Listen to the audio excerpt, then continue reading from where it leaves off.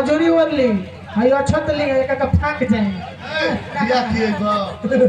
आतन दुल्हा जी हंसत रहे रहुआ अरे मुस्काई दुल्हा जी मुस्काई मुस्कुराई वो दूल्हा का छपी लगा ले कैसे कि चंदन साहब चौका बाकी है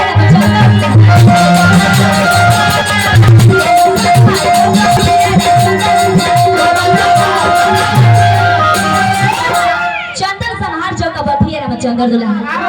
दुल्हा सरकार से पूछा जाला दुल्हा सरकार अरे पापा जी कौन नौकरी करी ले इंजीनियर है का जो दुल्हा सरकार कहे हमार पापा सब लोग कहला कैसे कि पापा तुम्हारे कौन हो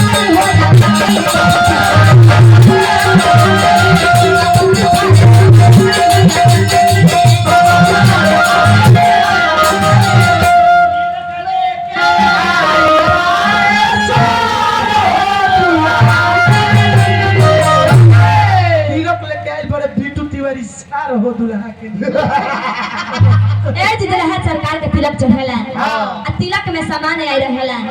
तिलक में सामान आई लटे बहुत सामान बाप रे बाप टेम्पू से 3 टेम्पू टेम्पू से टेम्पू